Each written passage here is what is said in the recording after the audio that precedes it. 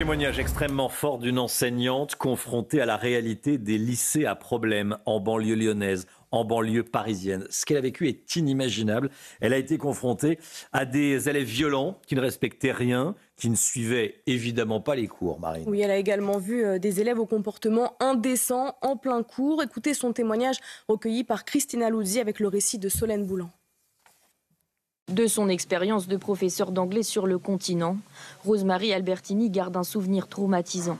En 2022, la jeune enseignante corse est mutée à Bron en banlieue lyonnaise pour sa première année en tant que professeure stagiaire. Elle y raconte la violence qu'elle subit dans les salles de classe. On m'a menacé de mort plusieurs fois. J'ai des élèves qui m'ont poussé pour rentrer en classe. Il y en a certains, ils ont commencé par « tu vas voir ce que tu vas voir ». Je leur ai dit c'est une menace, regarde, ça peut être mal perçu et tout. Je sais. Et petit à petit, c'est passé jusqu'à tu vas finir à la morgue.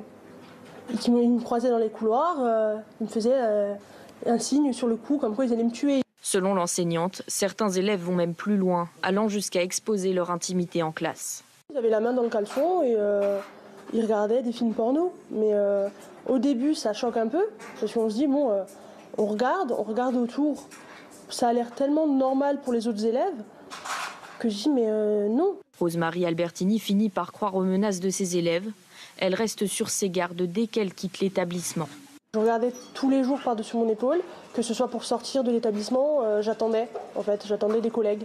Je garais ma voiture le plus proche possible. Les proviseurs, les profs, ils en ont tellement pris l'habitude, c'est même plus de la banalité, c'est leur quotidien. Mutée en septembre dernier en Seine-Saint-Denis, elle n'y reste qu'une semaine. Aujourd'hui arrêtée à cause d'une dépression, elle est de retour en Corse chez ses parents en attendant sa prochaine mutation. Voilà, alors je vous pose cette question ce matin. Comment exercer à nouveau l'autorité à l'école?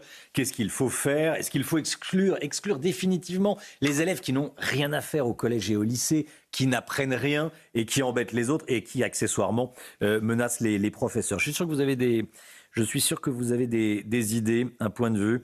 Vous flashez le QR code, vous répondez, vous enregistrez la vidéo, on vous entendra à 7h30.